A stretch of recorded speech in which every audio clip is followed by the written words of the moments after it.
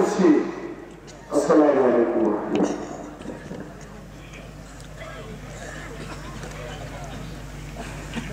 আসসালামু আলাইকুম ওয়া রাহমাতুল্লাহ।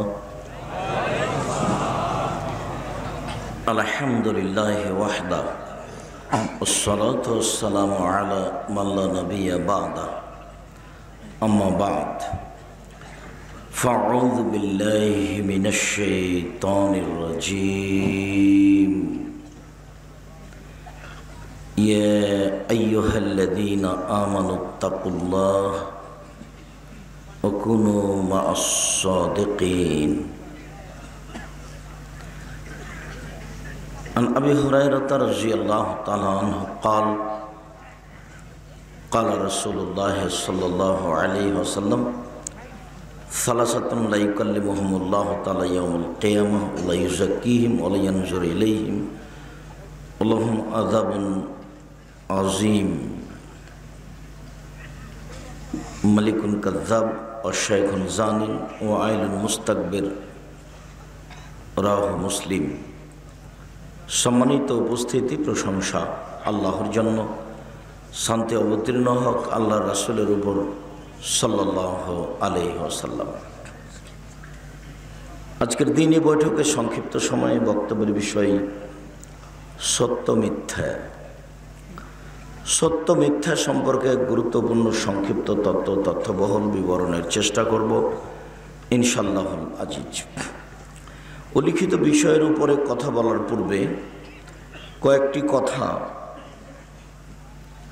তার মধ্যে একটি উল্লেখযোগ্য কথা থাকবে 2-1 মিনিট। আন্তর্জাতিক ফুটবল খেলা যা জায়েজ কি না তার প্রারম্ভের কথা থাকবে যে আমাদের আজকের মঞ্চের এই গতিটা ভালো হয়নি। মধ্যে 2 জায়গাতে রাস্তা করা হয়েছে, রাস্তাগুলো এখন বন্ধ করতে হবে। তোমরা যারা দায়িত্ব পালন করছো মাথায় দাঁড়াও, কেউ যেন এখান দিয়ে আর না ঢোকে, এটা দিয়ে যেন কেউ না ঢোকে। তোমরা যারা দায়িত্ব পালন করছো তারা ওই মাথায় দাঁড়িয়ে থাকো, স্টিল দাঁড়িয়ে থাকবা। ভিতর দিয়ে যদি কেউ আসে তাহলে এটা তোমাদের অযোগ্যতা এবং তোমাদের তাৎক্ষণিক পরিবর্তন করে আর একজনকে দেওয়া হবে। চিরদিনের জন্য তোমাকে এই দায়িত্ব আর দেওয়া হবে না। আরও উল্লেখ্য যে এই ছেলে যেগুলো সাজাচ্ছে এটা বাসর ঘর নয়, এগুলো সরা এখান থেকে, এই ফুল এগুলো তাড়াতাড়ি সরা এগুলো। সম্মানিত দিনী ভাই বোন, আমরা আজকের গুরুত্বপূর্ণ আলোচনা সত্য মিথ্যা একটি গুরুত্বপূর্ণ বিষয়। সত্যের ফলাফল জান্নাত আর মিথ্যার ফলাফল জাহান্নাম, এই নিয়ে আমরা আলোচনা করব ইনশাআল্লাহ। আপনারা যারা আছেন, যে যেখানে আছেন, আপনাদের চলাচল বন্ধ করে, কথাবার্তা বন্ধ করে গুরুত্বপূর্ণ আলোচনা বসে শোনার চেষ্টা করুন। আমাদের পক্ষ থেকে আন্তরিকভাবে অনুরোধ থাকছে, কেউ কোথা থেকে দাঁড়িয়ে আলোচনা শোনার চেষ্টা করবেন না, পরে কষ্ট পাবেন যে আমি চাই না। আর যারা রাস্তাঘাটে আছেন, দোকানপাটে আছেন, তারা আপনারা নিজ নিজ কর্ম বন্ধ করে দোকানপাট থেকে চলে আসুন। একটা দিন বের করা খুব কঠিন। আমরা আটমল সালাফিয়া মাদ্রাসার খুব কাছের মানুষ, এ কথা ঠিক। এরপরেও আমাদের আসা সহজ নয়, এ কথাও ঠিক। ইচ্ছা করলে আসতে পারি না। 3 বছরের চেষ্টার সমন্বয়ে আজকে উপস্থিত হয়েছি এবং ব্যয়বহুল খরচ আছে। সবের সমন্বয়ে কষ্ট করে আসলাম, ব্যয়বহুল খরচ করলাম, আর আপনি দোকানে বসে আড্ডা পিটলেন। এত নোংরা আচরণ আমরা গ্রহণ করি না। আর আমরা নির্বাচনে আসিনি যে আপনি ঢং ঢং করে হেঁটে বেড়াবেন, এবার এই চায়ের স্টলে বসবেন, ওখানে একবার বসবেন, চা খাবেন। তো চা তো মায়েরা খান নির্দেশ, চা তো সকালেও খেতে পারবেন। তো এখন কেন আপনার মাথাতে এইসব নোংরা হিসাব নিকাশ ঢুকলো কেন? এসেছেন, মাদ্রাসাকে ভালোবাসেন, আমাদের ভালোবাসেন, সামনে এসে চুপচাপ বসে আলোচনা শোনার চেষ্টা করুন। নিজেকে গরু ছাগল পশু প্রাণী মনে করিয়েন না, নিজেকে মানুষ মনে করবেন, চলা বাঁচা সহজ হবে। আর নিজেকে গরু ছাগল পশু মনে করবেন, এ একবার ধাক্কা দিবে, ও একবার ধাক্কা দিবে, এ একবার তাড়া দিবে, ও একবার তাড়া দিবে, তখন জীবনটা এরকমই হবে, এলোমেলো। এসেছেন অনেক কষ্ট করে, আপনাদের ভালোবাসাকে আমি স্বাগতম জানাই। বহু পুরুষ নারী এসেছেন, লাখো জনগণ। আমি আপনাদের এই ভালোবাসাকে আন্তরিকভাবে স্বাগতম জানিয়ে বলি, আল্লাহ আপনাদেরকে যাজায়ে খায়ের দান করুন, জাযাকুমুল্লাহ খায়ের। আপনাদের অনেক ভালোবাসা, আমি আপনাদের ভালোবাসাকে মূল্যায়ন করি। আমি আপনাদের খুব কাছের মানুষ, আপনাদের আমি দিনী ভাই, আপনাদের আমি বাড়ির মানুষ, আপনাদেরকে আমি মন থেকে জান থেকে ভালোবাসি, এ কথাই ঠিক। আপনার সাথে বৈরিতা দেখিয়ে আমি 1 মিনিট চলবো তা আমি চাইনি কখনো। আর আমার জীবনে আমি 32 বছর থেকে মাঠে আছি, 90 সাল থেকে। এই 32 বছর আমি কোনোদিন অপ্রয়োজনীয় বাক্য বলিনি। 32 বছর আমি কোনোদিন কেসা কাহিনী বলিনি। 32 বছর আমি কোনোদিন মাঝহাব বিরোধী বক্তব্য দিতে যাইনি। 32 বছর আমি কোনোদিন মানুষের কাছে পথ খরচ পাথেও চাইনি। 32 বছর আমি কোনোদিন আমার পরিচয় দিইনি। মানুষ যখন আমাকে চাপ দিয়ে জিজ্ঞাসা করেছে বিজ্ঞাপন পোস্টারে কি লিখবো, তখন আমি বলেছি আমার নাম আব্দুর রাজ্জাক আর আমার বাপের নাম ইউসুফ, বাপ বেটা মিলে আব্দুর রাজ্জাক বিন ইউসুফ। এর চেয়ে বেশি আমি কিছু বলিনি। আপনার সাথে আমার আন্তরিকতা ভালোবাসা অনেক বেশি, এ কথাই ঠিক। অতএব আপনার আব্দুল্লাহ ইবনে আমর রাদিয়াল্লাহু তাআলা আনহু বলেন, রাসূল সাল্লাল্লাহু আলাইহি ওয়াসাল্লাম বলেছেন, 4 শ্রেণীর মানুষ জান্নাতে যাবে না। 1 আক্কুন, বাপ মাকে মানে না যে। 2 কাম্মার, জুয়া খেলে যে। 3 মান্নান, খোটা দেয় যে। 4 মধুমনে খামর, নেশাদার দ্রব্য পান করে যে। এই 4 শ্রেণীর মানুষ জান্নাতে যাবে না। তার 1 শ্রেণীর মানুষ জুয়া খেলে যে। এ কথা মুহাম্মদ সাল্লাল্লাহু আলাইহি ওয়াসাল্লাম বলেন। তিনি বলেন, মান লাইবা বিন নারদ ফাকাদ আদখালা ইয়াদাহু ফি দামে খিনজির। কেউ যদি জুয়া খেলায় অংশগ্রহণ করে, চৌসার, ছক্কা, লুডু, দাবা, পাঞ্জা, ক্যারামবোর্ড, তাস, গেমস, এই ধরনের আরও যত খেলা আছে যাতে টাকার হারজিত রয়েছে, জুয়া, সেই খেলায় যদি মানুষ অংশগ্রহণ করে, তাহলে তার হাতকে সে শরীর শুকুরের রক্তের মধ্যে ডুবিয়ে দিল। হাদিস মুসলিম। এ কথা মুহাম্মদ সাল্লাল্লাহু আলাইহি সাল্লাম বলেন। তিনি বলেন, ইন্নাল্লাহ হারামাল খামরা ওয়াল মাইসিরা ওয়াল কুবা। নিশ্চয় আল্লাহ তাআলা চিরদিনের জন্য মদ, জুয়া, বাদ্যযন্ত্র, ডুবি তবলা, হারমোনিয়াম, সেতারা, দোতারা, যত বাদ্যযন্ত্রের মাধ্যম আছে চিরদিনের জন্য হারাম। অত্র হাদিসে রাসূল সাল্লাল্লাহু আলাইহি সাল্লাম 3টে জিনিসকে হারাম শব্দ উল্লেখ করে ঘোষণা করেন। তার একটা হচ্ছে জুয়া খেলা। জুয়া খেলা চিরদিনের জন্য হারাম, এই কথা মুহাম্মদ সাল্লাল্লাহু আলাইহি সাল্লাম বলেন। উল্লেখ্য যে দুনিয়াতে 2টি পাপ আছে, মানুষ করেনি তবুও পাপী, যা আপনাদের একাধিক দিনের বলাতে অবগতিতে আছে বলে আমার ধারণা। 2 শ্রেণীর পাপী মানুষ আছে, ও পাপ করেনি তবুও পাপী। তার 1 শ্রেণীর মানুষ হচ্ছে, কোনো মহিলা যদি সাজগোজ করে পুরুষের পাশ দিয়ে হাঁটে, তাহলে সে ব্যভিচারিণী, ব্যভিচারিণী, ব্যভিচারিণী। রাসূল সাল্লাল্লাহু আলাইহি ওয়াসাল্লাম কথাটি 2বার 3বার বলেন, অথচ সে জেনা করেনি।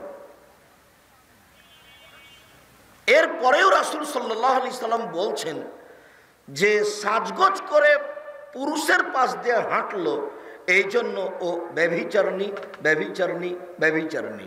এ কথা মুহাম্মদ সাল্লাল্লাহু আলাইহি সাল্লাম বলেন। তিনি আরো বলেন, কেউ যদি কাউকে বলে আসো জুয়া খেলি, লাউকা মেরোকা। লাউকা মেরোকা এই হাদিসটা বুখারীতে কয়েকবার এসেছে। কেউ যদি কাউকে বলে যে আসো জুয়া খেলি, তাহলে তাকে 10 জন ফকিরকে 1.25 কেজি করে চাউল জরিমানা দিতে হবে। অবাক পাপ, ও খেলেইনি, তার নাম জুয়া। প্রত্যেক যে খেলাতে টাকার হারজিত রয়েছে সেটাই হলো জুয়া। জুয়া কোনো নির্ধারিত খেলার নাম নয়। পৃথিবীতে যেখানে, যেই স্থানে, যখন 50 বছর আগে, 5000 বছর আগে, 50 বছর পরে, 5000 বছর পরে যেই খেলা দেখা দিবে, সেই খেলাতে টাকার হারজিত রয়েছে, সেটাই হলো জুয়া। প্রত্যেক যেই খেলাতে টাকার হারজিত আছে সেটাই হলো জুয়া। এখন দেখা যায় আন্তর্জাতিক খেলায় টাকার হারজিত আছে কি না। আন্তর্জাতিক খেলায় শুধু টাকা নয়, বিলিয়ন বিলিয়ন ডলার খরচ আছে, ট্রিলিয়ন ট্রিলিয়ন ডলার খরচ আছে, কোটি কোটি টাকা মানুষ নির্দ্বিধায় খরচ করে চলেছে। এই খেলাকে লক্ষ্য করে সারা পৃথিবীর এক শ্রেণীর মানুষ, হাজারো লাখো জনগণ, পুরুষ নারী কাতারে গিয়ে অবস্থান করছে, বাসা ভাড়া নিয়ে, বাড়ি ভাড়া নিয়ে দিন কাটাচ্ছে, যা আপনারা বিভিন্নভাবে অবগত আছেন। এরপরেও যদি এই খেলা নাজায়েজ না, হারাম না হয়, তাহলে কোনটা খেলা জায়েজ হয়? উল্লেখ খোঁজে সারা পৃথিবী জুড়ে যত ফেস্টন, মানুষ ফেস্টনের জন্য কাপড় কিনেছে, এর দাম কত হতে পারে? উল্লেখ খোঁজে সারা পৃথিবী জুড়ে আপনার ওই পতাকার জন্য যত কাপড় কিনেছে, তার দাম কত হতে পারে? উল্লেখ্য যে মাগুরা জেলায় একটা লোক জমি বিক্রি করে 7.5 কিলোমিটার লম্বা পতাকা ঝুলিয়েছে। ফেনী জেলায় একটা লোক 4.5 কিলোমিটার লম্বা করে পতাকা ঝুলিয়েছে। সারা পৃথিবী জুড়ে যত পতাকার কাপড় কিনা হয়েছে, তাতে কত পতাকা কাপড় লেগেছে হিসাব করা বড় কঠিন। আব্দুল্লাহ গত রাতের আগের রাতে ময়মনসিংহে এক জায়গায় বক্তব্য দিচ্ছিল, তো কথাগুলি অতীব গুরুত্বপূর্ণ থাকলেও আমি খুব পাশে মনোযোগ সহকারে বসেছিলাম, আমি ভালো করে ধরে রাখতে পারিনি।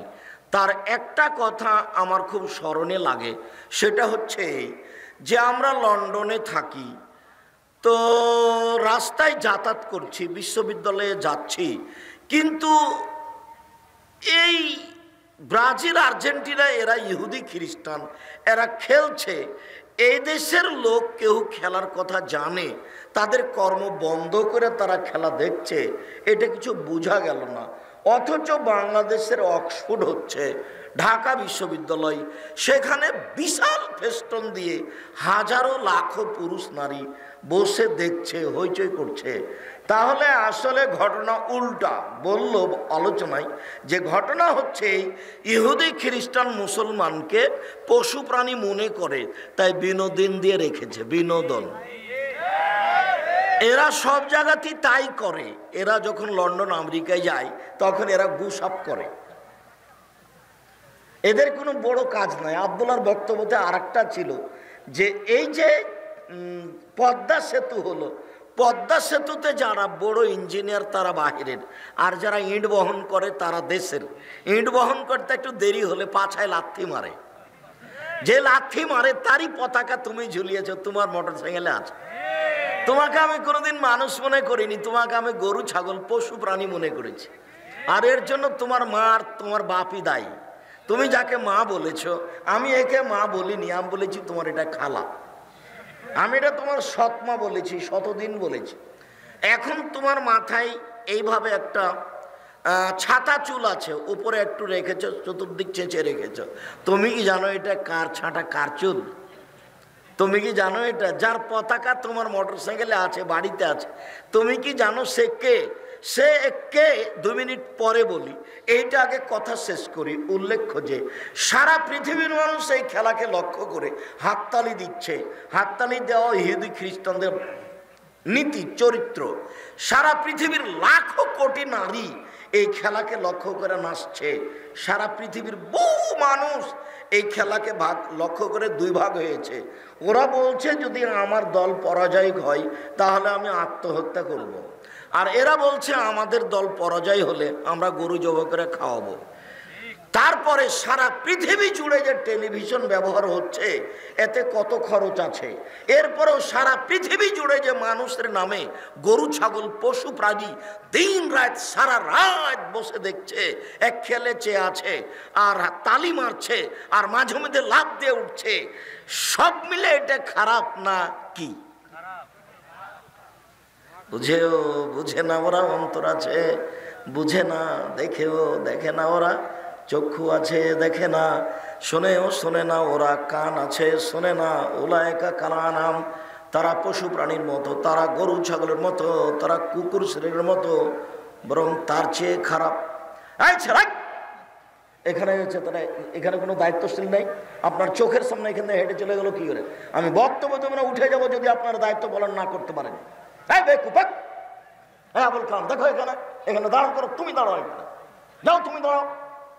অযোগ্যতার মতো দায়িত্ব পালন করছো, তোমাকে আমি বলিনি ওইখানে একজন পাহারা দাও, এখানে একজন পাহারা দাও, না আমাকে বলো, আমি দেখছি। সম্মানিত দিনী ভাই বোন, সম্মানিত দিনী ভাই বোন, আমি আপনাদের আন্তরিকভাবে অনুরোধ জানাচ্ছি, আমরা আপনাদের সামনে কিছু গুরুত্বপূর্ণ কথা বলবো। তাতে আমরা আশা করছি যে আপনাদের আমরা কিছু না কিছু উপকার করবই করব ইনশাআল্লাহ। আপনারা ধৈর্যের পরিচয় দিয়ে, নিজের কাজ না দেখিয়ে ধৈর্যের পরিচয় দিয়ে সামনে এসে বসে কিছুক্ষণ সময় আলোচনা শুনুন। আপনাদের আমি কিছু না কিছু উপকার করবই করব ইনশাআল্লাহ। বিশ্বাস করুন, আমি দীর্ঘ 32 বছর কোনোদিন অপ্রয়োজনীয় কথা বলিনি। বিশ্বাস করুন, আমি দীর্ঘ 32 বছর আমি কোনোদিন কেসা কাহিনী বলিনি। আল্লাহে আল্লাহর কসম, আল্লাহে আল্লাহর কসম, দীর্ঘ 32 বছর আমি কোনোদিন মানুষের কাছে পথ খরচ পাথেও যাইনি। কোনোদিন যদি প্রয়োজন প্রমাণ হয়ে যায় তাহলে সেদিন থেকে অন্তত আমি আর বক্তব্য দিব না। অতএব আবারও আমি কথার মধ্যে আপনাদেরকে অনুরোধ জানাচ্ছি, আপনারা আপনাদের কাজ বন্ধ করে, লেনদেন বন্ধ করে, ক্রয় বিক্রয় বন্ধ করে, গল্প বন্ধ করে সামনে বসে থেকে আলোচনা শোনার চেষ্টা করুন। আর আমাদের আটপল সালাফিয়ার ছেলেরা, তোমরা একটু চতুর্দিকে পাহারা দাও। ওই আজকে তোমরা বক্তব্য শুনিও না, ওই সামনে যত কোনো মানুষ দাঁড়িয়ে না থাকে বসার জন্য অনুরোধ করো। তোমার অনুরোধ রক্ষা না হলে তাকে চলে যেতে অনুরোধ করো, অন্যথায় বাধ্য করো। মুখটা নাক মুখে কিছু বলবো না, মুখটা বন্ধ করে ওদেরকে বসার জন্য আন্তরিকভাবে অনুরোধ জানাও। বসেই কথা শুনতে হবে, জায়গা না থাকে সেটা ভিন্ন কথা। যেমন আমরা সেদিন রহনপুর নামে একটা জায়গা চাঁপাইনবাবগঞ্জে উপস্থিত হয়েছিলাম, তো অর্ধেক মানুষ বসে আছে, অর্ধেক মানুষ দাঁড়িয়ে আছে। হয়তো আর 1.5-2 লাখ মানুষ উপস্থিত হয়েছে। এরা তো আর জানেন যে এত মানুষ আসবে, এখন কি করে বসতে দিবে? তাদের কাছে আমরা আর বসার দাবিও করতে পারি না। তা আমরা তো আশা করছি আজকে বসার জায়গা আছে। অতএব আমি আপনাদের কাছের মানুষ, আপনাদেরকে আমি খুব ভালোবাসি, আমি আপনাদেরকে কষ্ট দিতে চাইনি। দয়া করে আপনাদের কাজকর্ম বন্ধ করে খুব ধৈর্যের পরিচয় দিয়ে এক খেয়ালে বসে থাকুন। আমি আপনাদের কিছু না কিছু উপকার করবই করবো ইনশাআল্লাহ। সম্মানিত দিনী ভাই বোন, এইটুকু বলার পরে একটু সামান্য পরিচয় দিই। ইহুদি খ্রিস্টান, ইহুদি খ্রিস্টান জন্মসূত্রে মুসলমানের চরম বিরোধী। এই ব্যাপারে আল্লাহ তাআলা বলেন, লান তারজা আনকাল ইয়াহুদান নাসারা হাত্তা তাত্তাবিআ মিল্লাতাহুম। মুহাম্মদ সাল্লাল্লাহু আলাইহি সাল্লাম, ইহুদি খ্রিস্টান আপনাকে কোনোদিন মানবে না, কখনো মানবে না। আপনি ইহুদি হন তাহলে মানবে, আপনি খ্রিস্টান হয়ে যান তাহলে মানবে, আপনাকে কোনোদিন তারা মানবে না। ওরা ইহুদি, ওরা খ্রিস্টান। আর্জেন্টিনা ইহুদি খ্রিস্টান, ব্রাজিল ইহুদি খ্রিস্টান, চীন, জাপান, আমেরিকা, রাশিয়া, এসব দেশগুলি সব ইহুদি খ্রিস্টান। পৃথিবীর প্রায় মানুষ ইহুদি খ্রিস্টান। যারা বলছে যে আমাদের নবী মুহাম্মদ সাল্লাল্লাহু আলাইহি সাল্লাম ভুয়া নবী, আমাদের নবী ভুয়া নবী, ওই তো সেদিন জর্জ বুশ যখন ইরাকের সাথে যুদ্ধ ঘোষণা করেছিল তখন তার যুদ্ধের নাম দিয়েছিল ক্রুসেড যুদ্ধ, মানে ধর্মীয় যুদ্ধ। ও ধর্মীয় যুদ্ধে জয়ী হয়েছে, এটা তার দাবি। তার মানে মুহাম্মদ সাল্লাল্লাহু আলাইহি সাল্লাম ভুয়া নবী। নবী তো হলেন ঈসা, নবী হলেন মুসা। যদি আবারও কেউ নবী হন তাহলে ঈসা মুসার মাধ্যম দিয়ে আসতে হবে, অর্থাৎ ইসাহাকের মাধ্যম দিয়ে আসতে হবে। ইব্রাহিমের ছেলে হলেন ইসাহাক, ইসাহাকের ছেলে হলেন ইয়াকুব, ইয়াকুবের ছেলে হলেন ইউসুফ। এখন ইসবের ধারাবাহিকতায় আছেন সুলাইমান, দাউদ, ঈসা, মুসা। তাহলে মোহাম্মদকে এই সলে ধারাবাহিকতা আসতে হবে। হঠাৎ করে ইসমাইলের ছেলে মোহাম্মদ, এ আবার কে? তারা এখনো মানেনি, কিয়ামত পর্যন্ত কোনোদিন মানবে না। এই ছেলে বোকা ছেলে, তোমারই ব্রেয়াতে মোটর সাইকেলে ব্রাজিলের পতাকা আছে, ও যদি তোমাকে কাছে পায়, তোমার কথা বলছি তোমাকে, ও যদি তোমাকে কাছে পায় তাহলে 3 বালতি পায়খানার গু তোমার মাথায় চাপিয়ে দেবে। তোমার নবী হলো তার কাছে ভুয়া নবী, আর তুমি হলে তার কাছে গরু ছাগল পশু। তুমি যাও লন্ডন আমেরিকায় কাজ করতে, এইভাবে তোমাকে কাজের কথা বলবে লাথি বেড়ে। একটু 19-20 হলে তোমাকে মানবে না, লাথি মেরে তোমাকে কাজের কথা বলবে, আর সব সময় তোমার কাছে পায়খানা সাফ করিয়ে নেবে। আর তুমি শুনে রাখো, উপস্থিত বৈঠকের দিনী মুসলিম বোন, এই মেয়ে তুমি কথা বলছো কেন? তুমি মেয়ে মানুষ এখানে এসেছো, গল্প করছো কেন? ক্লাস 10-এ পড়ো, পাঞ্জার চুল দেখিয়ে এদিক ওদিক ঘুরে বেড়াচ্ছ, জাতিকে পাপি করে জান্নাত কিনতে চাও, এরকম করছো কেন? মুখ বন্ধ করো। উপস্থিত বৈঠকের মুসলিম বোন, আপনাকে অনুরোধ করছি আপনি মুখ বন্ধ করে বসে থাকেন। আর একজন মহিলা যদি আপনার গায়ের উপর দিয়ে চলে যায় তবু আপনি মুখ খুলবেন না, একবারে চুপচাপ মুখ বন্ধ করে বসে থাকেন। আপনি আমার দিনী বোন, আপনাকে আমি অনেক ভালোবাসি, আপনার আমি কিছু না কিছু উপকার করবো ইনশাআল্লাহ। আপনি একটু ধৈর্যের পরিচয় দিয়ে বসে থাকুন। এই ছেলে, তোমাকে আগে বলি, তোমার কথাটাই বলি, তোমার বোন ওখানে মাথায় কাপড় না দিয়ে বসে আছে কেন? এই জন্য যে এটা তোমার মা নয়, এটা তোমার খালা।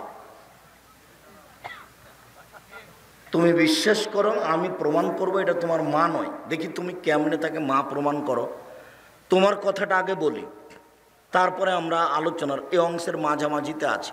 এই অংশ ছেড়ে আমরা আমাদের বিষয়ে আলোচনায় যাব। আগে প্রমাণ করি যে তোমার এটা মা নয়।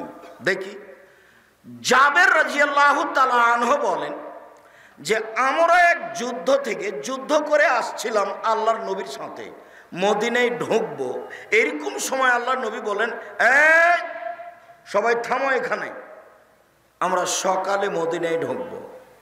তখন আমি জাবের বললাম, আল্লাহর নবী, আমি নতুন বিবাহ করেছি, আমাকে বাড়ি যেতে অনুমতি দেন। আমার এই কথা শুনে আল্লাহ রাসূল বলতে লাগলেন, ও তুমি নতুন বিবাহ করেছো, বিকরা নাম সাইয়েবা, তো তুমি তালাক প্রাপ্তা মেয়ে বিবাহ করেছো না কুমারী মেয়ে বিবাহ করেছো? আমি বললাম যে সাইয়েবা, তালাক প্রাপ্তা মেয়ে বিবাহ করেছি। ওর আগে বিবাহ হয়েছিল, ওর স্বামী তাকে ছেড়ে দিয়েছে, আমি তাকে বিবাহ করেছি। তখন আল্লাহ রাসূল বলেন, আরে হাল্লা বিকরান তুলায়বকা, তুমি কুমারী মেয়ে কেন বিবাহ করলে না? তুমি তার সাথে খেলতে, ও তোমার সাথে খেলতো। আরে তুমি কুমারী মেয়ে কেন বিবাহ করলে না? তুমি তার সাথে খেলতে, ও তোমার সাথে খেলতো। আরে তুমি অবিবাহিতা মেয়ে কেন বিবাহ করলে না? তুমি তার সাথে খেলতে, ও তোমার সাথে খেলতো। যাক, রাসূল সাল্লাল্লাহু আলাইহি সাল্লাম এই পর্যন্ত বললেন। এখন দেখি জাবের কি বলছেন। জাবের রাদিয়াল্লাহু তাআলা আনহু বলছেন, আল্লাহর নবী, আমার বাপ উহুদের যুদ্ধে শহীদ হয়েছেন 6 জন মেয়ে রেখে। আমার 6টা বোন আছে। আমার বোনদের সমবয়সের মেয়েকে আমি বিবাহ করতে চাইনি 4টা কারণে। আল্লাহর নবী, আমার বাপ উহুদের যুদ্ধে শহীদ হয়েছেন 6টা মেয়ে রেখে। আমার 6টা বোন আছে, আমি আমার বোনদের সমবয়সের মেয়েকে বিবাহ করিনি 4টা কারণে। উপস্থিত বৈঠকের মুসলিম বোন, আপনি আবার কথা বলছেন কেন? আপনাকেই তো লক্ষ্য করে কথা বলছে, আপনি একটু মুখ বন্ধ করেন। আপনি মহিলা মানুষ, আপনি একটু মুখটা বন্ধ করেন, আপনাকেই বলছি। আপনি একটু কান লাগিয়ে একটু কথাটা শোনেন। আপনাকে আমি বললাম যে এমন ভাবে বসে থাকেন পাখি যেন মনে করে আপনি পাথর। আপনার গায়ের উপর দিয়ে যদি আরেকজন চড়ে চলে যায় তো আপনি মুখ খুলবেন না, এইভাবে বসে থাকেন। আপনাকে বলছি, আপনি দেখেন, আল্লাহর নবী, আমি আমার বোনদের সমবয়সের মেয়েকে, কুমারী মেয়েকে বিবাহ করিনি 4টা কারণে। 1, লে তুয়ার দেবা হন না, আমার স্ত্রী যেন আমার বোনদেরকে শিষ্টাচার শেখাতে পারে। শিষ্টাচার কি জিনিস? আম্মু, ডান হাতে গিলাস ধরে পানি পান করো, বাম হাতে ধরো না, বাম হাতে শয়তান ধরে। শিষ্টাচার। আম্মু, ডান পায়ের জুতা আগে পরো, বাম পায়ের জুতা পরে পরো, শিষ্টাচার। আম্মু জুতা খোলার সময় বাম পায়েরটা আগে খোলো, ডান পায়েরটা পরে খোলো, শিষ্টাচার। আম্মু রাস্তায় হাঁটার সময় রাস্তার এক পাশ দিয়ে হাঁটবা, শিষ্টাচার। আম্মু বিছানে শোয়ার সময় দোয়া পড়ে ডান কাতে শুইবা, শিষ্টাচার। আমার স্ত্রী যেন আমার বোনদেরকে শিষ্টাচার শিখাতে পারে, এই জন্য আমি আমার বোনদের বয়সের মেয়েকে বিবাহ করিনি। তালাকপ্রাপ্ত বড় বয়সের মেয়েকে বিবাহ করেছি যাতে করে আমার বোনদেরকে চারটা শিখাতে পারে। তার একটা হলো শিষ্টাচার। এই ছেলে, তোমার মাথায় ছাতা চুল, বলো তো এটা কোন শিষ্টাচার? তোমার মা আছে? বলো যে আমার মা আছে, দেখি এবার বলো তো দেখি। তোমার বাপ কাপুরুষ মানুষ, তার ফাঁকে পরিবারটা নষ্ট হয়েছে। তোমার মা এই পরিবারকে কবর দিয়েছে। তোমার মা তোমাদের এই পরিবারকে কবর দিয়েছে। তোমার মা স্টার জালসা দেখে, আজকে বক্তব্য শুনতে এসেছে। তোমার মা এখানে বসে আছে, ছোট ব্লাউজ পরে এখন বসে আছে। তোমার মা স্টার জালসা বন্ধ করে এখানে এসেছে। তোমার মা তোমাদের পরিবারকে কবর দিয়েছে। এই যে তোমার ছোট ভাইটা তোমার পাশে আছে, প্যান্টটা টাকানোর নিচে আছে, বলো এটা কোন শিষ্টাচার? তোমার দাড়ি চাঁচা আছে, বলো এটা কোন শিষ্টাচার?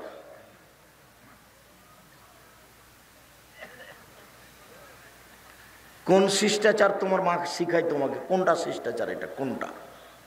কি শিখলে জীবনে? ব্রাজিলের পতাকা নিয়ে দৌড়িয়ে বেড়াচ্ছ আর হাততালি মারছো, এটা কোন শিষ্টাচার? দুই, অতুয়াল্লিমহুন্না, আমার স্ত্রী যেন আমার বোনদেরকে বিদ্যে শিখাতে পারে, বিদ্যে শিখাতে পারে। আম্মু জোহরের 4 রাকাত ফরজ সালাত পড়তে হয়, আগে 4 রাকাত, পরে 2 রাকাত, 6 রাকাত সুন্নাত পড়লে জান্নাতে ঘর বানানো হয়। আম্মু জোহরের আগে 4, পরে 4, 8 রাকাত সুন্নাত পড়লে জাহান্নাম হারাম হয়ে যায়। আমার স্ত্রী যেন আমার বোনদেরকে বিদ্যা শিখাতে পারে। 3, অতুরাজ্জালাহুন্না, আমার স্ত্রী যেন আমার বোনদের মাথার চুল চিরুনি করে রাখতে পারে, পরিপাটি করে রাখতে পারে, সাজগোজ করে রাখতে পারে। এই ছেলে, তোমার বোন ক্লাস 10-এ পড়ে, দেখো পাঞ্জার চুল নিয়ে দৌড়িয়ে বেড়াচ্ছে এখানে। ও মুসলমানের না হিন্দুর? তুমি বলো দেখি, কষ্ট লাগে? কষ্ট লাগলে কিছু আসে যায় না। তোমাকে বলতে এসেছি, তোমাকে বলতে এসেছি, তোমার মরা পর্যন্ত যেন এই কথা মনে থাকে। কি করবে এভাবে পশু প্রাণীর মতো জীবন কাটিয়ে? লাভ দিয়ে এভাবে উঠে কি করবে? জীবনটা তো কাটালে এইভাবে। অমুকের চরিত্র ফুলের মতো পবিত্র। এই জন্যই আমার মনে কষ্ট পাই এবং মাঝে মধ্যে বলি, আমার মনে বড় স্বাদ, আমি এ দেশের মাটিতে ছেলে মেয়েকে জামিয়া সালাফিয়া এই প্রতিষ্ঠানে উন্নত মানের বাংলা, ইংরেজি, আরবি শিক্ষা দিয়ে অন্যায়ের বিরুদ্ধে লড়বো, মুখে কলমে মিডিয়ায়। সেটাই জামিয়া সালাফিয়া, শিরক মুক্ত প্রতিষ্ঠান জামিয়া সালাফিয়া, বিদআত মুক্ত প্রতিষ্ঠান জামিয়া সালাফিয়া, দল মুক্ত প্রতিষ্ঠান জামিয়া সালাফিয়া, সংগঠন মুক্ত প্রতিষ্ঠান জামিয়া সালাফিয়া, হইচই মুক্ত প্রতিষ্ঠান জামিয়া সালাফিয়া। একজন আরেকজনের বিরুদ্ধে লড়ে, একজন আরেকজনের বিরুদ্ধে বদনাম করে জীবনটা ধ্বংস করে কি করবে?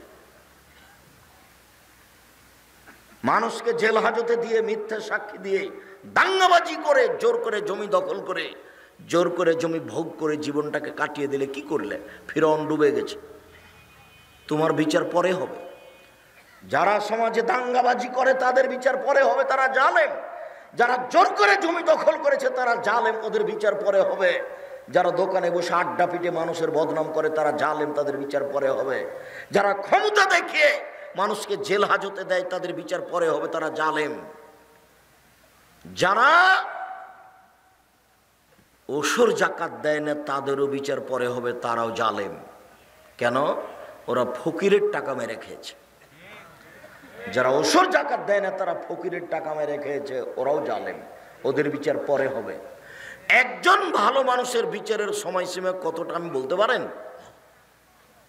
একজন ভালো মানুষের বিচারের সময়সীমা কত মিনিট বলতে পারেন?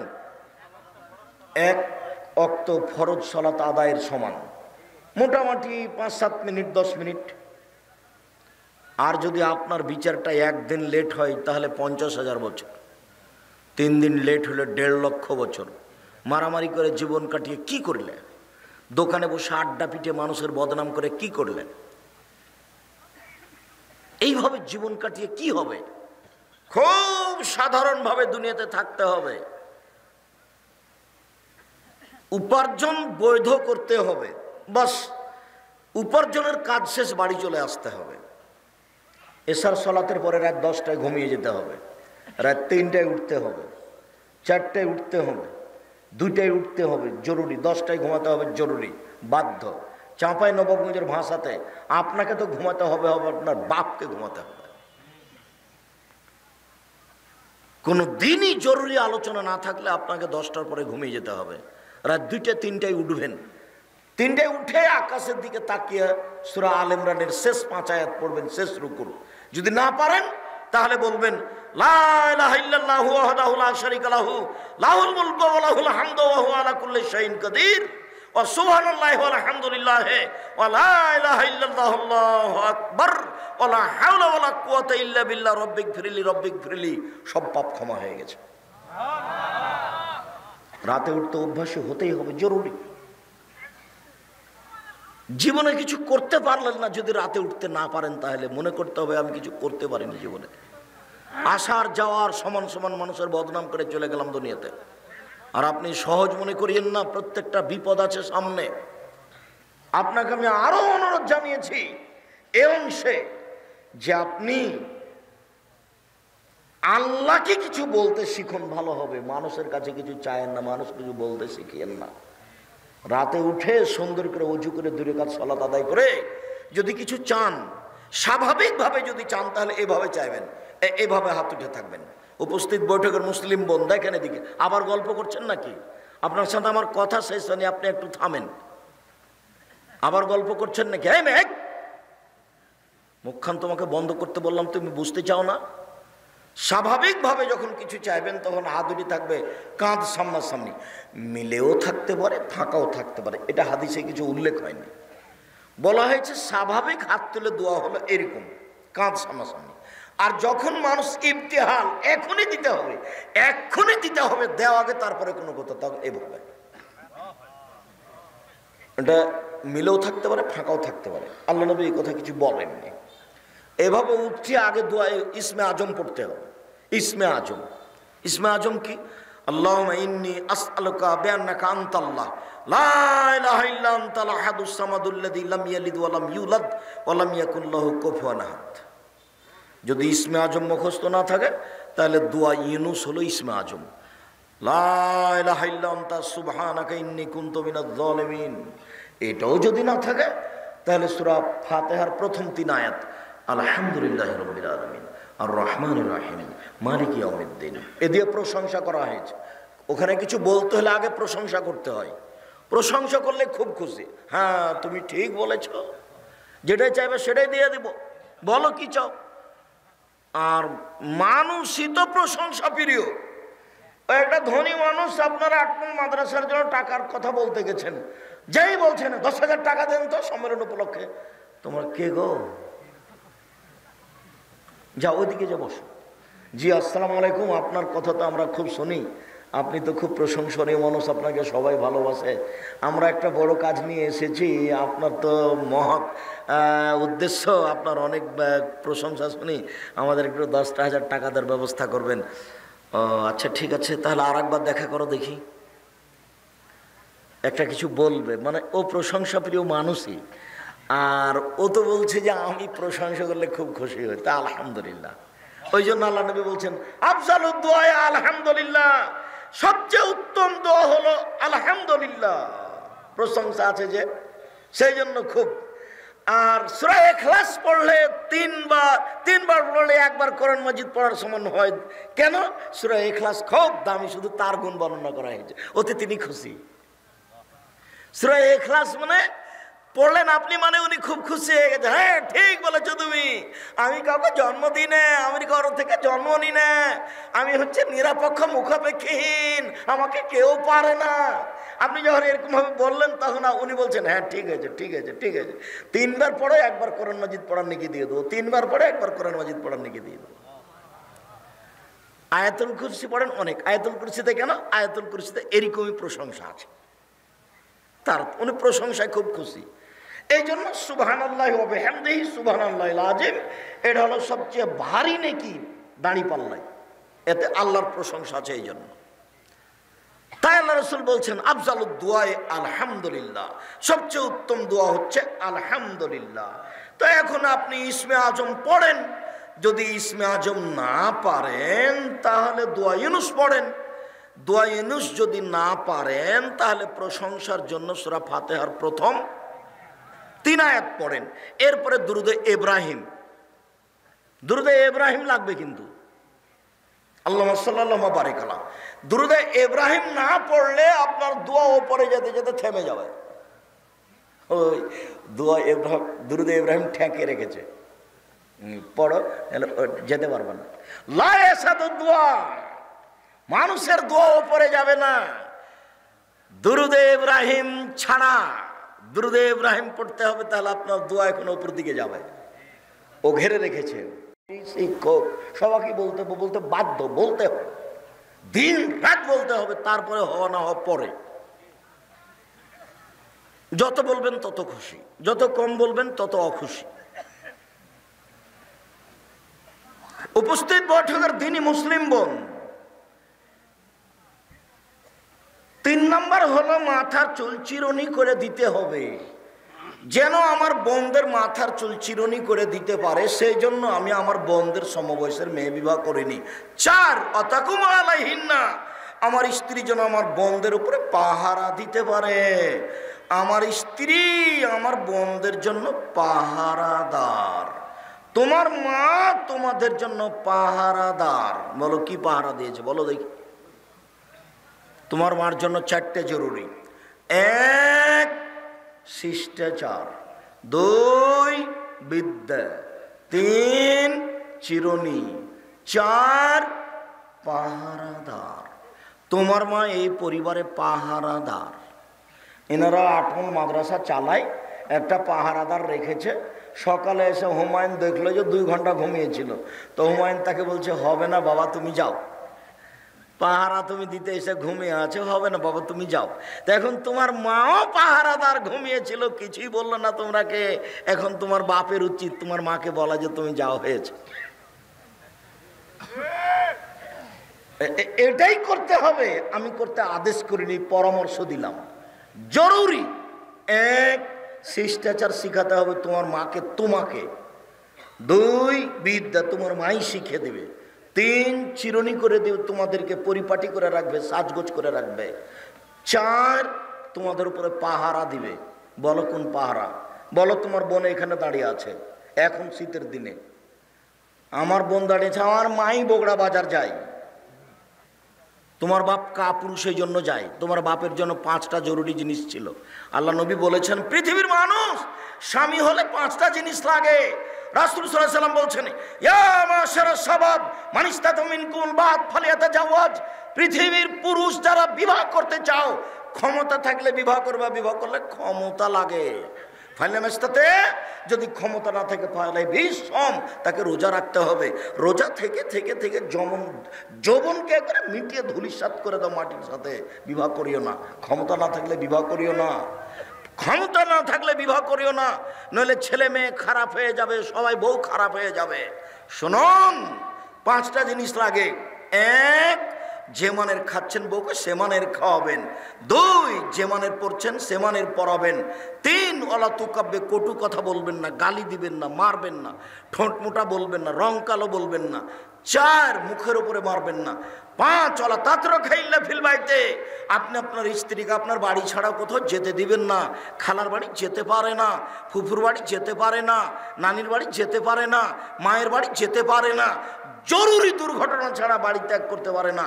বাজার তো বহু দূরের কথা, বাজার তো ভাবতেই পারে না। আপনি কাপুরুষ, সেজন্য বাজার ভেবে ওই ঘুরে বেড়াচ্ছে। আপনি বেশি সুযোগ দিয়েছেন, ও বোকা মহিলা দিন রাত অভিমান করে, খালি বলে এটা মোটা কাপড় ভালো লাগে না, এটা চিকন কাপড় ভালো লাগে না। তখন আপনি 3-4 দিন পরে বলছেন তুই যা, তুই যে বাজার কর। এই তো অবস্থা হয়েছে। তখন শয়তান সুযোগ পেয়ে কয়দিন পরে বলছে যে সংসার হবে না, তালাক, তুই যা, 1 তালাক 2 তালাক 3 তালাক, তোকে তালাক দিলাম, 1 বৈঠকে 3 তালাক, তুই এখন চলে যা। পরের দিন ভুল ভেঙেছে, কি করা যায়, ছেলে মেয়ে 3টে, তো কি করা যাবে? তখন হানাফি মাদ্রাসাতে গেছে, আপনার ইয়েতে কি যেন জামিল মাদ্রাসায়, তো বলছে 1 রাতের জন্য বিবাহ দিতে হবে। এরকম হলো না, খারাপ হয়ে গেল, চলো আব্দুর রাজাক সাহেবের কাছে, নাহলে আটমুল মাদ্রাসায় যাই। বলে হ্যাঁ সংসার চালু আছে, 1 তালাক হয়েছে, কোনো সমস্যা নেই, তোর বাঁচানো যাক, সিজদা করি আলহামদুলিল্লাহ। ধর্ম এইভাবেই চলছে। এই ছেলে, লজ্জা করো তুমি, তোমার মাকে 4টে জিনিস বলে দিও তো। 1, শিষ্টাচার শিখাবে তোমার মা তোমাদেরকে। 2, বিদ্বেষ শিখাবে। 3, তোমাদেরকে সাজগোজ করে রাখবে। এটা আমি বলিনি, এটা মুহাম্মদ সাল্লাল্লাহু আলাইহি ওয়াসাল্লাম বলেন, হাদিস বুখারী মুসলিম। 4, তোমার মা তোমাদেরকে পাহারা দিবে। আল্লাহর নবী বলছেন তোমার মা পাহারাদার, আমরা বলিনি, পৃথিবীর কোনো মানুষ বলেনি। মুহাম্মদ সাল্লাল্লাহু আলাইহি ওয়াসাল্লাম বলেছেন তোমার মা তোমার জন্য পাহারাদার। বলো তোমার মা কি পাহারা দেয়, বলো তোমার বোনের তোমার মা কি পাহারা দিল। তোমার মা তোমাদের এই পরিবারকে কবর দিয়েছে। আজকের ঘটনা তোমাকে বলছি, তোমার মা ঢং ঢং করে এসেছে, আবার ঢং ঢং করে চলে গেছে, এখন টিভি খুলে বসে আছে, যে দেখো গা, এই তো তোমার মা। যে বলিও খালা, খালা বলে ডাকিও, এটা তোমার মা না, এটা তোমার সৎ মা। এটা তোমার মা নয়, এটা তোমার খালা, এই কথাই ঠিক। এটা তোমার মা নয়, এটা তোমার খালা, এই কথাই ঠিক। এটা তোমার খালা নইলে এটা তোমার সৎ মা। নইলে তোমাদের পরিবারকে এরকমভাবে নষ্ট করলো কেন? তোমাদেরকে এভাবে ধ্বংসের পথে টেনে নিয়ে গেল কেন? সে চিন্তা ভাবনা করলো না কেন?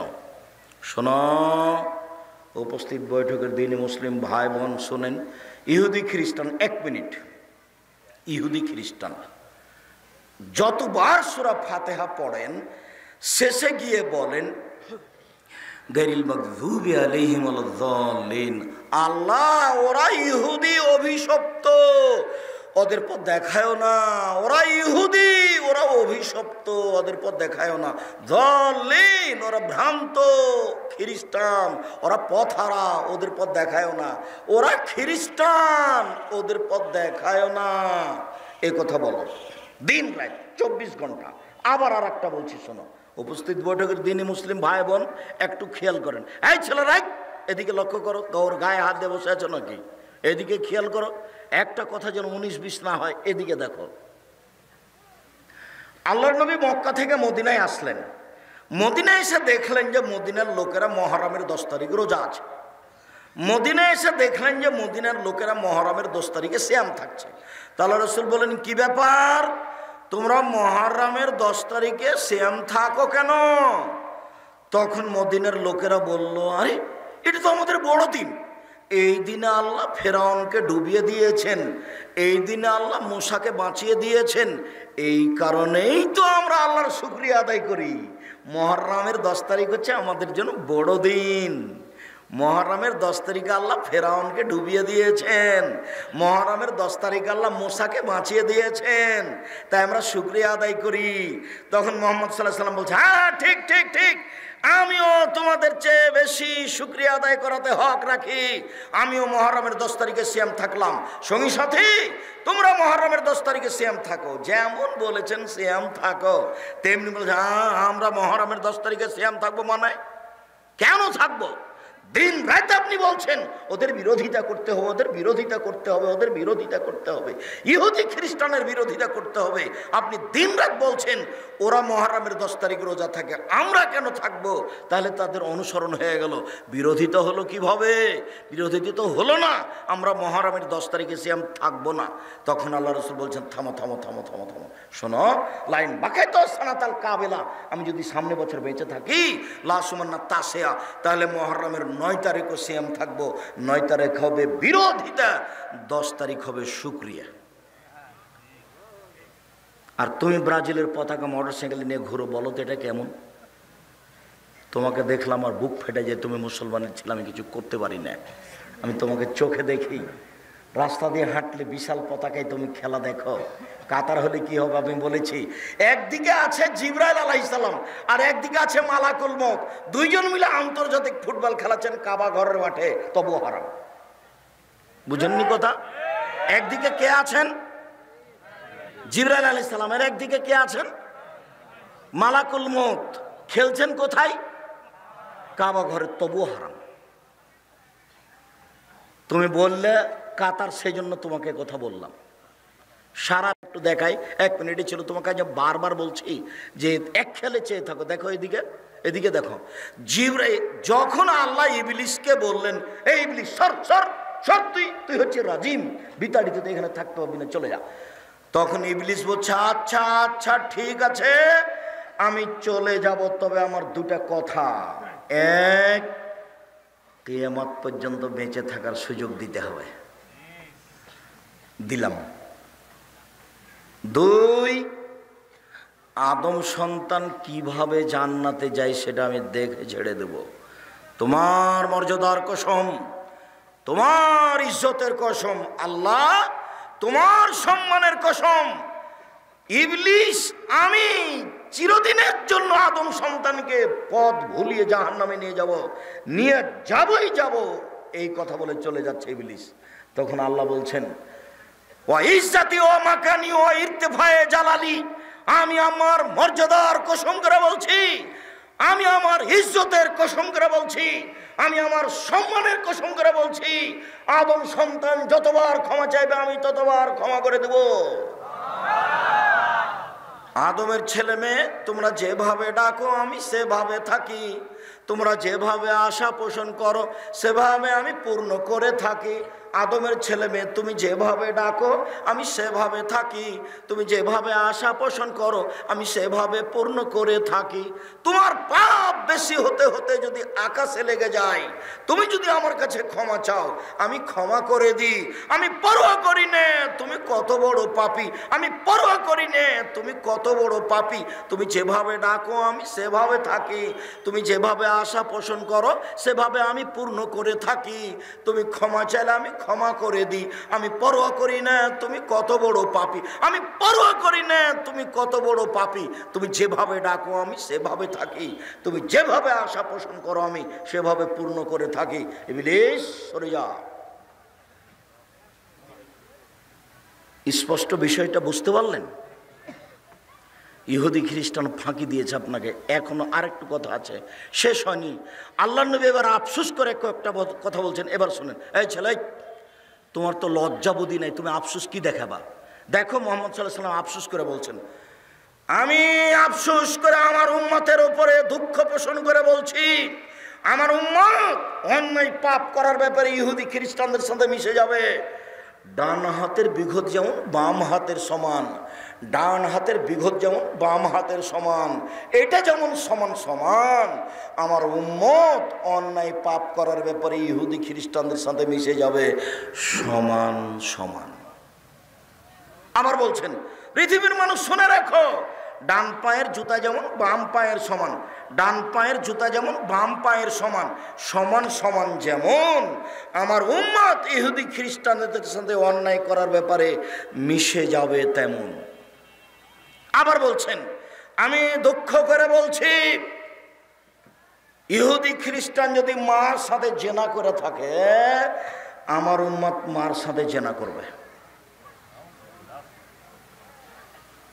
এগুলো তিনি আমাদের উপর আফসোস করে বলে রেখে গেছেন। হাদিস সব বুখারী মুসলিম। আর আমরা তার পতাকা নিয়ে ঘুরছি। এখন তুমি বুঝো যুবক, তোমার যদি একটু হিতাহিত জ্ঞান থাকে, তোমার যদি সামান্য তোমার হিতাহিত জ্ঞান থাকে, তাহলে তুমি ব্রাজিলের পতাকা মোটরসাইকেলে কেন এখনই ফেলে দিয়ে পেশাব করে যাবা, পেশাব করে দিও, আমি তোমার সামনে থুথু দিয়ে দিলাম। সম্মানিত দিনী ভাই বোন, সম্মানিত দিনী বোন, আপনাকে আমি আবারও অনুরোধ জানিয়ে সামনের দিকে চলে গেলাম। অনেক আফসোস আপনার উপরে থেকে গেল।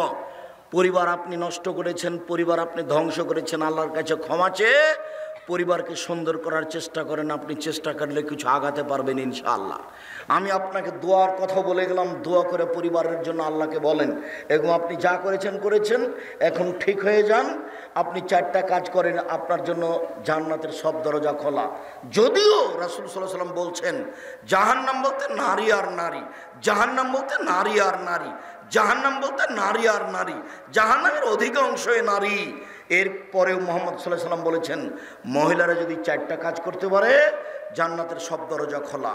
যদি 4টা কাজ করতে পারে জান্নাতের সব দরজা খোলা। 1 5 ওয়াক্ত সালাত, 2 রমজান মাসে সিয়াম রোজা, 3 স্বামীকে মেনে চলা, 4 জেনায় লিপ্ত না হওয়া। আব্দুর রাজাক সাহেব একটু শোনেন, আমরা আটমল এলাকার মহিলা, আমরা গ্রামের নারী মহিলা, আমরা প্রথম 3টা কাজ করতে পারি। 1 5 ওয়াক্ত সালাত আদায় করি, 2 রমজান মাসে সিয়াম থাকি, 3 আমরা জেনায় লিপ্ত হই না, জেনা করি না, 4 তবে স্বামীকে মেনে নিতে পারি না। কেন? স্বামীর মুখ খারাপ, ও খালি গালি দেয়, ও খুব গালি দেয়, আর ও খালি বড় মোবাইলে ল্যাংটা মেয়ে দেখে, ওকে সহ্যই করতে পারি না।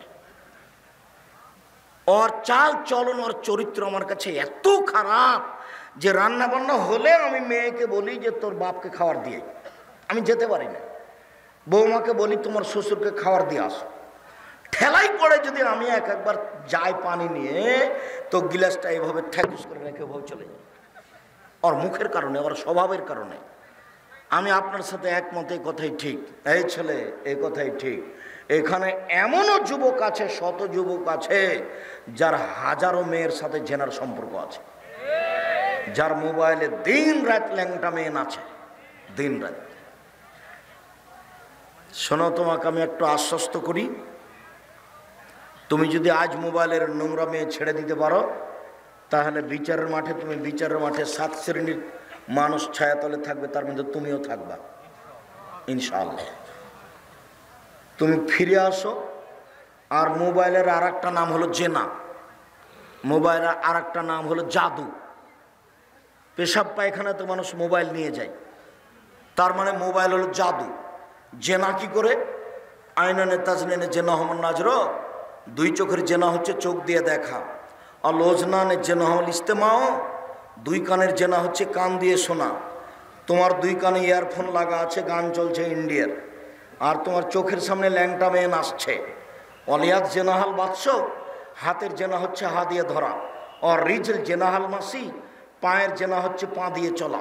জেনাল কালতাতামনা তাস্তাহি, অন্তরের জেনা হচ্ছে পরিকল্পনা করা। জেলাল নেলাস নুতক, আর জিবার জেনা হচ্ছে কথা বলা। এগুলো সব জেনা।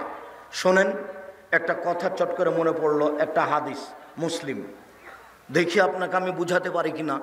গত জুমায় আমি বলছিলাম, আমি চেষ্টা করছি আপনি এক খেয়ালে চেয়ে থাকেন তো আপনাকে আমি বুঝাতে পারি কিনা। এইরকমই একদিন বৈঠকে আল্লাহ নবী বলছেন, ইস্তাহিউ মিনাল্লাহি হাক্কাল হায়া, পৃথিবীর মানুষ তোমরা একটু আল্লাহকে সত্য সত্যই লজ্জা করো। পৃথিবীর মানুষ তোমরা একটু আল্লাহকে সত্য সত্যই লজ্জা করো, তোমরা একটু আল্লাহকে লজ্জা করো। তো সাহাবীগণ বলছেন, ইন্না নাস্তাহি মিনাল্লাহি, আমরা সত্যই আল্লাহকে লজ্জা করি। আল্লাহর নবী, আমরা আল্লাহকে লজ্জা করি।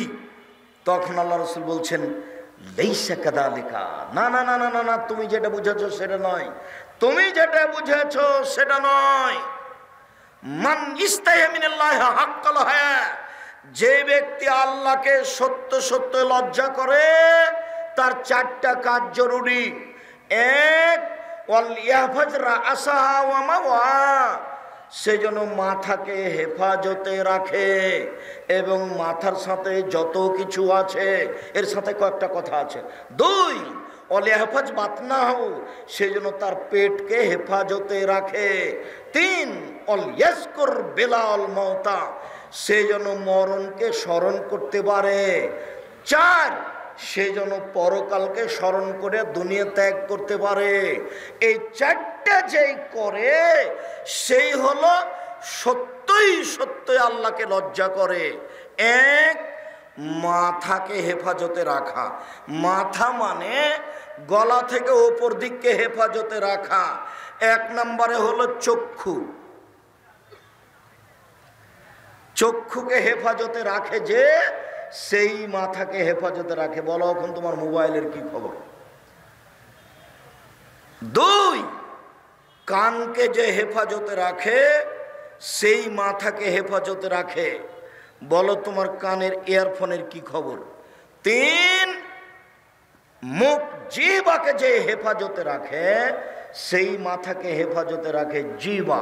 1 মিনিট, রাসূল সাল্লাল্লাহু আলাইহি ওয়াসাল্লাম বলছেন, পৃথিবীর মানুষ শুনে রেখো, তোমরা যদি দুইটা জিনিসের জিম্মেদারি নিতে পারো, আমি মুহাম্মদ সাল্লাল্লাহু আলাইহি ওয়াসাল্লাম তোমাদেরকে জান্নাতে নিয়ে যাওয়ার জন্য জিম্মেদারি নিলাম।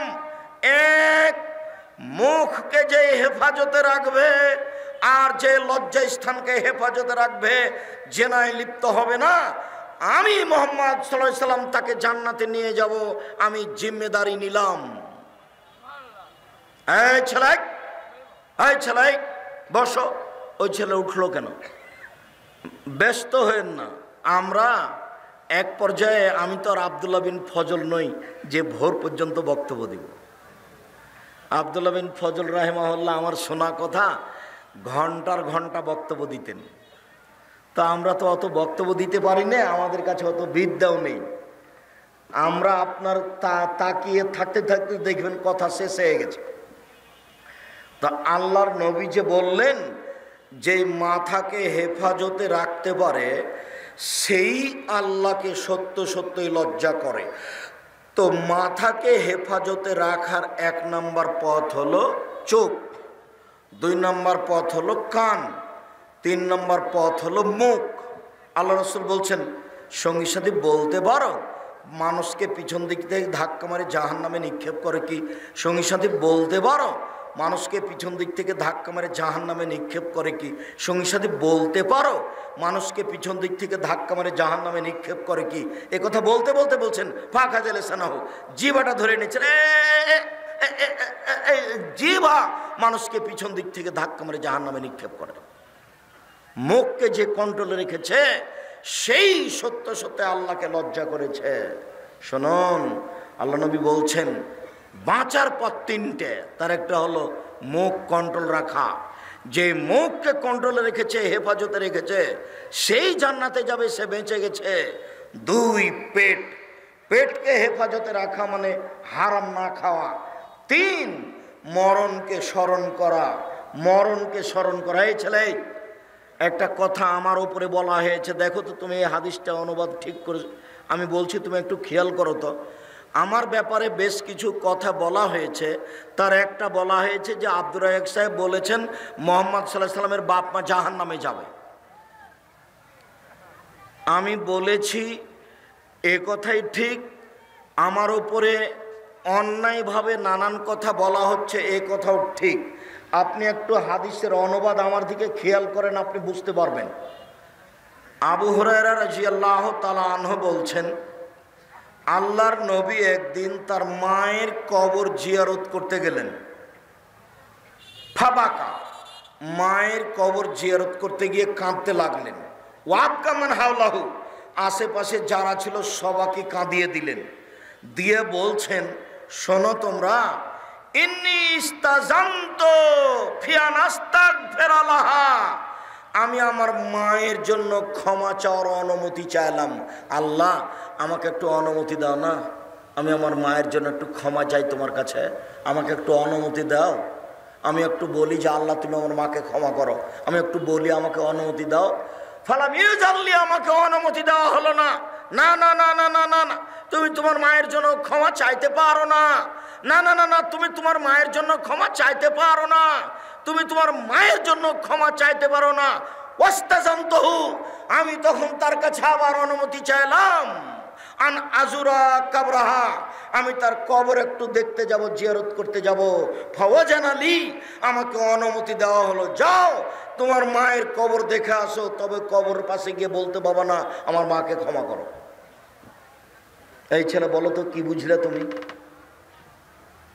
যে নবী মায়ের জন্য ক্ষমার কথা বলতেই পারে না, সেই মা জান্নাতে চলে যাবে কিভাবে? বলাই নিষেধ। বুঝাতে পারলাম না মনে হয়? হাদিস মুসলিম, কথা মনে হয় বুঝাতে পারিনি ভালো করে। আবার বলি, আমার দিকে একটু খেয়াল করেন তো, কথাটা আবার বলি। আল্লাহর নবী কবর জিয়ারত করতে গেছিলেন কার? মায়ের। দিয়ে কেঁদে ফেলেছিলেন। আশেপাশে যারা ছিল সবাই কেঁদেছিল। এরপরে তিনি বললেন, শোনো দুনিয়ার মানুষ, আমি আল্লাহর কাছে অনুমতি চাইলাম যে আল্লাহ, আমি একটু তোমাকে বলতে পারি কি যে আমার মাকে ক্ষমা করো? এই কথাটা আমি তোমার কাছে বলার অনুমতি চাচ্ছি। তখন আল্লাহ আমাকে অনুমতি দিলেন না। বুঝা গেছে? তা আমি তখন আল্লাহকে বললাম যে ঠিক আছে, আমি আমার মায়ের জন্য ক্ষমা চাওয়ার অনুমতি তো পেলাম না, তো আমি একটু মায়ের কবর দেখতে যেতে পারি? তখন আল্লাহ বললেন ঠিক আছে, দেখতে যেতে পারো। কেন? কবর দেখতে গেলে মরণকে স্মরণ হয়। সম্মানিত দিনী ভাই বোন, সত্য মিথ্যার দুই একটা বাক্য বলি। 3 শ্রেণীর মানুষ এমন পাপী যাদের সাথে আল্লাহ কথা বলবেন না। 3 শ্রেণীর মানুষ এমন পাপী যাদের সাথে আল্লাহ কথা বলবেন না। 1, মালিকুন কাযযাব, মিথ্যুক দায়িত্বশীল। যারা মিথ্যুক হেড মৌলানা, মিথ্যুক হেডমাস্টার, মিথ্যুক প্রিন্সিপাল, মিথ্যুক ভাইস চ্যান্সেলর, মিথ্যুক ওসি, মিথ্যুক দারোগা, মিথ্যুক এমপি, মিথ্যুক মন্ত্রী, মিথ্যুক জেল সুপার, মিথ্যুক চেয়ারম্যান, মিথ্যুক মেম্বার, যারা যেখানে মিথ্যা কথায় দায়িত্ব পালন করছে, সে যত বড়ই পরহেজগার হোক না কেন, যতবারই হজ করুক না কেন, তার সাথে আল্লাহ বিচারের মাঠে কথা বলবেন না। 2, মালিকুন কাযযাব, শাইখুন জানিন, বেশি বয়সে জেনা করে, যে বেশি বয়সে জেনা করে তার সাথে আল্লাহ বিচারের মাঠে কথা বলবেন না। 3, আয়লুন মুস্তাকবির, গরিব মানুষ যে অহংকার করে, গৌরব করে, তার সাথে আল্লাহ কথা বলবেন না। এই জায়গাটাতে অন্য একটা শব্দ অন্য হাদিসে এসেছে, যারা টাকনোর নিচে প্যান্ট পায়জামা লুঙ্গি পরে, তাদের সাথে আল্লাহ বিচারের মাঠে কথা বলবেন না। মনে থাকবে কি? রাসূল সাল্লাল্লাহু আলাইহি সাল্লাম বলেন, 4টা জিনিস আছে যার, সবকিছু আছে তার, জান্নাত আছে তার, ইহকাল আছে তার, পরকাল আছে তার। 1, হিফজ আমানাতিন, আমানতের রক্ষা। 2, সিদক হাদিসিন, সত্য কথা। 3, ইফাতুন বিতহমাতিন, বৈধ রুজি। বৈধ রুজি যার, সবকিছু তার। সত্য কথা যার, সবকিছু তার। আমানতের রক্ষা যার, সবকিছু তার। ভালো চাল চলন যার, সবকিছু তার। পৃথিবীতে সবচেয়ে বড় পাপ 3টি। 1, আল্লাহর সাথে শিরক করা। 2, পিতামাতার অবাধ্য চলা। 3, মিথ্যা সাক্ষী দেওয়া। মিথ্যা সাক্ষী মহাপাপ। 1 মিনিট। বিচারের মাঠে মানুষ উপস্থিত হওয়ার পূর্ব পর্যন্ত কবরে মানুষের শাস্তি হতে থাকবে। যারা মিথ্যা কথা বলবে তাদের মুখের 2 দিক দিয়ে লাঠি ঢুকিয়ে দিয়ে মুখটাকে চিরে ফেলা হবে। যতদিন পর্যন্ত বিচার না হচ্ছে ততদিন পর্যন্ত এভাবে ঘটতেই থাকবে। কাজেই মিথ্যা থেকে বেঁচে থাকুন। সামান্য ব্যাপারে মিথ্যা কথা বলে পরকাল হারায়েন না। সম্মানিত দিনী ভাই বোন, আমরাও আসলে ক্লান্ত, রাতও গভীর হয়েছে। সময়ের গতিতে আজকের মতো আর লম্বা আলোচনা না করে আপনাদেরকে আটমূল মাদ্রাসার জন্য সার্বিকভাবে দানের হাত প্রশস্ত করার অনুরোধ জানিয়ে 22-23 ডিসেম্বরে ডাঙ্গিপাড়া পবা রাজশাহী জামিয়া সালাফের সম্মেলনে উপস্থিত হওয়ার অনুরোধ জানিয়ে সবার সভাপতি সাহেব উমরাতে গেছেন, 40,000 টাকা দিয়েছেন। আল্লাহুম্মা সাল্লি আলাইহি, আল্লাহুম্মা বারিক আলাইহি। বই পুস্তক আছে, আমি ওটা ভুলে গেছিলাম। বিশেষভাবে মাসিক আল ইতেসাম পত্রিকা। সবাই একটু এদিকে আসেন। কে বড় লাভবান, কে বড় ক্ষতিগ্রস্ত, আদর্শ নারী, আদর্শ পরিবার, বক্তা শ্রোতার পরিচয়। আর আমার জীবনের বড় সাধনা হচ্ছে মাসিক আল ইতেসাম পত্রিকা। 12 জন বড় বড় মুফতি দিয়ে লেখা হয়। একটু আমার হাতের ডান দিকে, আপনাদের বাম দিকে বিশেষভাবে মাসিক আল ইতেসাম পত্রিকা 50টা প্রশ্নের উত্তর আছে। আমার দিনী ভাই বোন সবাইকে বইগুলি সংগ্রহ করার জন্য অনুরোধ জানাচ্ছি। আমি কিছু প্রশ্নের উত্তর দিই, আর যার যতটুকু দান করা সহজ সম্ভব তারা অবশ্যই, যেহেতু আটমুল সালাফিয়া কওমি মাদ্রাসা, কাজে সবাই আসবেন। কম থেকে কম হোক, বেশি থেকে বেশি হোক, দান করার আশায় কেউ খালি হাতে আসবেন না। এসেছেন 10 টাকা হোক, 50 টাকা হোক, 500 টাকা হোক, দান করে যাবেন। আমি আপনাদেরকে আন্তরিকভাবে অনুরোধ জানাচ্ছি। সকলকে দান করার অনুরোধ জানিয়ে বই পুস্তকগুলি আমার হাতের ডান দিকে আছে, আপনাদের বাম দিকে আছে। বিশেষভাবে মাসিক আল ইতেসাম পত্রিকা, বইগুলি সংগ্রহ করার অনুরোধ জানাচ্ছি। কিছু জিজ্ঞাসা।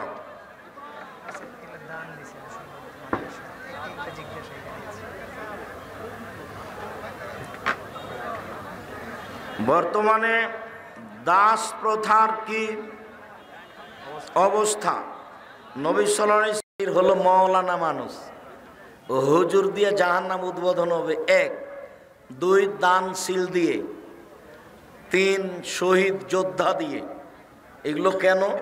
যখন সবটাই হবে লোক দেখানো, যখন সবটাই কি হবে? লোক দেখানো হবে, তখন এদের 3 শ্রেণীর মানুষ দিয়ে জাহান্নাম উদ্বোধন হবে। আমাদের নবী মুহাম্মদ সাল্লাল্লাহু আলাইহি সাল্লামের দেহ মোবারক নূর দ্বারা সৃষ্টি, এমনকি আল্লাহর জাতি নূর দ্বারা সৃষ্টি। জিনা মিথ্যা কথা।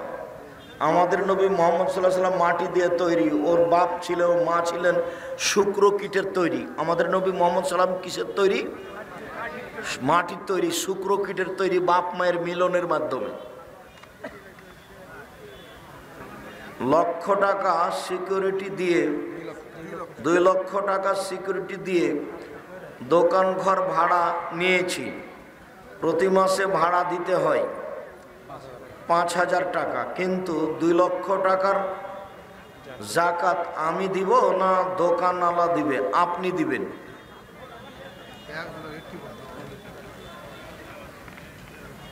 কি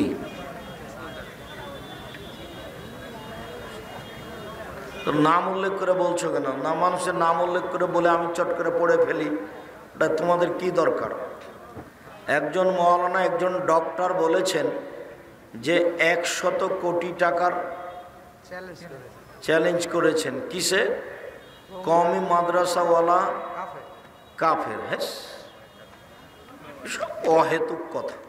এখন তোমরা বলছো তোমরাই মিথ্যুক না, ওরাই আসলে বলেছে।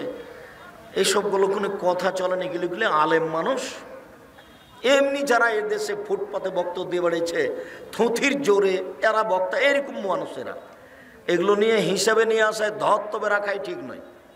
একটা কথা হলো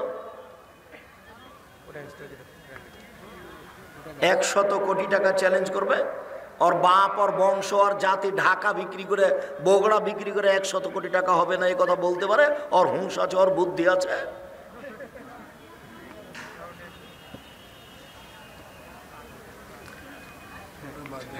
প্রচলিত মিলাদে ইয়া নবী সালাম আলাইকা বলা বিদাত।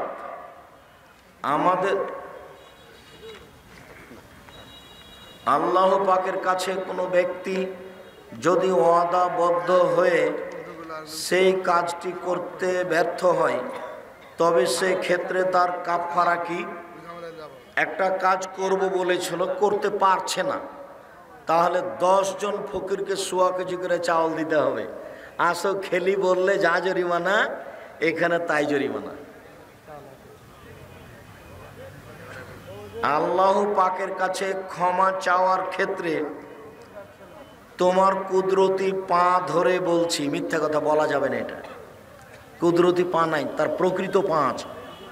এটা আকীদা খারাপ, এ কথা বলা যাবে না।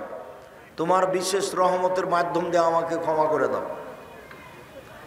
ইসলামের অজুহাত দিয়ে বাড়ি বাড়ি গিয়ে আদায় করা কি জায়েজ? বাড়ি বাড়ি গিয়ে প্রতিষ্ঠানের জন্য আদায় করতে পারে, রাস্তা ঘেরে গাড়ি থামিয়ে আদায় করা যাবে না।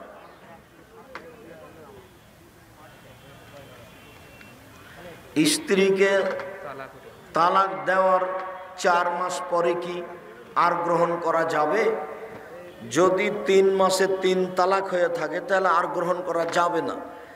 এক বৈঠকে যদি 3 তালাক হয়ে থাকে তাহলে বিবাহের মাধ্যমে নেওয়া যাবে। সম্মিলিত মোনাজাত করা কেন বিদআত? নবী করেননি, এই জন্য বিদআত। আমাদের দোয়ার বইয়ে 24টা জায়গা লেখা আছে হাত তুলে দোয়া করার, 32টা সহিহ হাদিস দেওয়া আছে হাত তুলে দোয়া করার। এরপরেও সম্মিলিত মোনাজাত আমরা দিতে পারিনি। পানি চাওয়া ইস্তিসকা ছাড়া কোনো জায়গাতে সবাই মিলে হাত তুলে দোয়া করলে বিদআত হবে। হাত তুলে দোয়া করা ব্যক্তিগত ব্যাপার, যার যখন ইচ্ছে। চাষতের সালাত লাগাতার প্রতিদিন পড়তে হবে না মাঝে মধ্যে? মাঝে মধ্যে। সাদা দাড়িতে মেহেদি দিব ইনশাল্লাহ সময়ের গতিতে। শুক্রিয়া, জাযাকুমুল্লাহ খায়ের। আল্লাহ আমাদের যারা দিনী ভাই বোন দিন ধর্ম জানা বুঝার জন্য এখানে এসেছে, আমরা যা কিছু বললাম তাদেরকে তুমি মেনে চলার তৌফিক দান করো। আল্লাহ আমাদের যারা মারা গেছে তুমি তাদের কবরের শাস্তি মাফ করো। আমরা যারা অসুস্থ তুমি তাদের আরোগ্য দান করো। যারা আমরা বেঁচে আছি তুমি তাদেরকে তোমার রাসূলের পদ্ধতি অনুযায়ী চলার তৌফিক দান করো। আল্লাহ তুমি আমাদের কবুল করো। আল্লাহ তুমি আমাদের ভুল ত্রুটি মাফ করো। সালাম দেওয়া যাবে না এমন কোনো মহিলা নেই, নিরাপদ থাকলে সবাইকে সালাম দেওয়া যাবে। শুক্রিয়া, আল্লাহ তুমি আমাদের ভুল ত্রুটি মাফ করো। আমরা সাধারণ মানুষ, তুমি আমাদেরকে বিশেষ দয়া রহমত দিয়ে ঘেরে আমাদেরকে তোমার রাসূলের পদ্ধতি অনুযায়ী চলার তৌফিক দান করো। তোমার দরবারে জোরালো দাবি দাওয়া রেখে আজকের সংক্ষিপ্ত আলোচনা এখানে শেষ করলাম। সুবহানাকা আল্লাহুম্মা ওয়া বিহামদিকা আশহাদু আল্লা ইলাহা ইল্লা আনতা আস্তাগফিরুকা ওয়া আতুবু ইলাইক। আসসালামু আলাইকুম ওয়া রাহমাতুল্লাহ। আমরা জান্নাতুল বাসিন গোবিন্দগঞ্জ থেকে এসেছি আপনার সাথে। ও আচ্ছা, হাইয়াক আল্লাহ, মাশাআল্লাহ, কি ব্যাপার।